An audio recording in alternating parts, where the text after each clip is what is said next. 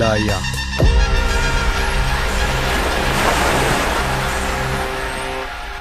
ಇದು ನಾನು ಅನ್ಕೊಂಡಷ್ಟು ಸುಲಭ ಅಲ್ಲ. ಅವ್ರಗಳ ಕಷ್ಟ ನೋವು ಕೆಂಡದ ಮೇಲೆ ಮುಚ್ಚಿರೋ ಬೂದಿ ತರ.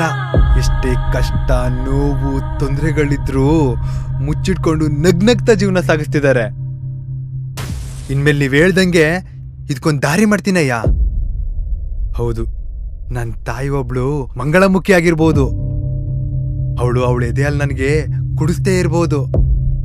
ಆದ್ರೆ ಅವಳು ಕಷ್ಟಪಟ್ಟು ಬೆವರು ರಕ್ತ ಸುರಿಸಿ ನನ್ನನ್ನು ಈ ಮಟ್ಟಕ್ಕೆ ತಂದಿದ್ದಾಳೆ. ಇನ್ಮೇಲೆ ನನ್ನ ತಾಯಿ ಮೇಲೆ ಆಣೆ ಮಾಡಿ ಹೇಳ್ತೀನಿ, ನನ್ನ ತಾಯಿ ತರ ಇರೋ ಇಡೀ ಮಂಗಳಮುಖಿ ಸಮುದಾಯನ ನನ್ನ ಪ್ರಾಣ ಒತ್ತೆ ಇಟ್ಟು ಕಾಪಾಡ್ತೀನಿ. ಅವ್ರುಗಳನ್ನ ಮುಟ್ಬೇಕು ಅಂತ ಬಂದ್ರೆ ನನ್ನನ್ನ ದಾಟಿ ಹೋಗ್ಬೇಕು. ನಾನ್ ನಂಬಿರೋ ಆ ರಾಘವೇಂದ್ರ ಸ್ವಾಮಿ ಮೇಲೆ ಆಣೆ, ನನ್ನನ್ನ ದಾಟೋಕ್ಕಿಂತ ಮುಂಚೆ ಅವರ ತಲೆಗಳನ್ನ ತೆಗೆದು ನನ್ನ ತಾಯಿ ಪೂಜೆ ಮಾಡೋ ಆ ಮಹಾಕಾಳಿಗೆ ಅರ್ಪಿಸ್ತೀನಿ. ಇವಾಗಿಂದ ಈ ಕ್ಷಣದಿಂದ ಅವ್ರಗಳಿಗೆ ತಪ್ಪು ಕಳಂಕ ತಂದಿರೋ ಸಮಾಜನ ಸರಿ ಮಾಡ್ತೀನಿ. ಹೌದಯ್ಯ, ನೀವೊಬ್ರು ನನ್ನ ಜೊತೆ ಇದ್ರೆ ಸಾಕು, ಇಡೀ ಹಿಸ್ಟರಿನ ಕರೆಕ್ಷನ್ ಮಾಡ್ತೀನಿ.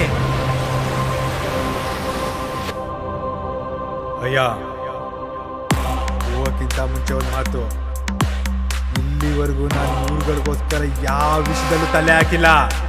ಆದ್ರೆ ಈಗ ನಾನ್ ಬಂದಾಯ್ತು, ಯಾರಾದ್ರೂ ಇವ್ರುಗಳ ಮಧ್ಯೆ ತಲೆ ಹಾಕಿದ್ರೆ ತಲೆನೇ ತೆಗೆದ್ಬಿಡ್ತೀನಿ.